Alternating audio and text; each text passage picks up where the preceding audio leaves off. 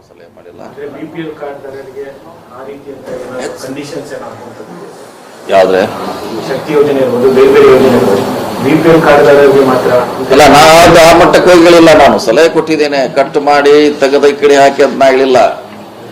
ನಂದು ಕ್ಲಿಯರ್ ಕಟ್ಟು. ಜನ ಹಿಂಗೆ ಮಾತಾಡ್ತಿದ್ದಾರೆ, ರಾಜ್ಯದಲ್ಲಿ ಏನು ನಡೀತಾ ಇದೆ ಹೋದಾಗ ಹೇಳುವಂತ ಎಲ್ಲರದು ವಾಡಿಕೆ.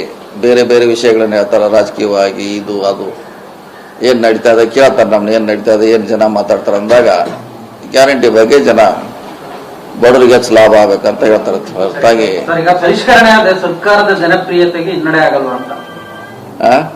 ಪರಿಷ್ಕರಣೆ ಮಾಡಿದ್ರೆ ಅಲ್ಲಿ ಯಾರು ಈಗ ತೆಗಿತಿದ್ದಾರೆ, ಯಾರು ತೆಗಿತಾ ಇಲ್ಲ. ನೀವು ಜನರ ಅಭಿಪ್ರಾಯವನ್ನ ದೆಹಲಿ ಮಟ್ಟದಲ್ಲಿ ಅವ್ರೇನು ಏನು ತಕ್ಷಣ ಏನ್ ಮಾಡ್ಲಿಕ್ಕಾಗಲ್ಲ. ಅದು ಒಬ್ಬರ ಕಡೆ ನಿರ್ಣಯ ತೆಗೆದುಕೊಳ್ಳಕ್ಕಾಗಲ್ಲ. ಇಡೀ ಕ್ಯಾಬಿನೆಟ್ ಇದೆ, ಇಡೀ ಶಾಸಕಾಂಗ ಪಕ್ಷ ಇದೆ.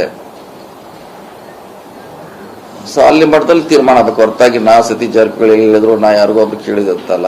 ಇದು ದೊಡ್ಡ ಮಟ್ಟದಲ್ಲಿ ಚರ್ಚೆ ಆಗಬೇಕು. ಇದು ನಿರ್ಧಾರ ತಗೊಂಡು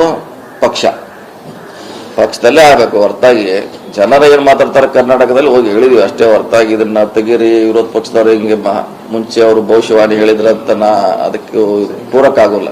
60,000 ಕೋಟಿ ಅನುದಾನ ಕರೆಕ್ಟ್. ಶ್ರೀಮಂತರಿಗೆ ಏನಾದ್ರು ಈ ಯೋಜನೆ ಕಟ್ ಮಾಡಿದ್ರೆ ಎಷ್ಟು ಅನುದಾನ ಸರ್ಕಾರಕ್ಕೆ ಉಳಿತಾಯ ಉಳಿಬಹುದು. ಡಿಪೆಂಡ್ ಆಗಿ ಒಂದು ಮಿನಿಮಮ್ 10,000 ಕೋಟಿಗಿಂತ ಹೆಚ್ಚು ಉಳಿಬಹುದು. ಕಡಿಮೆ ಅಂದ್ರೆ ಹೆಚ್ಚು ಉಳಿಬಹುದು. ಮಿನಿಮಮ್ 10,000 ಕೋಟಿ ಅವರ ಉಳಿದಿದೆ ಶ್ರೀಮಂತರಿಗೆ ಕಟ್ ಮಾಡಿದ್ರೆ 50,000 ಕೋಟಿ ಆಗ್ಬಹುದು. ಅಂದಾಜು ಹೆಚ್ಚು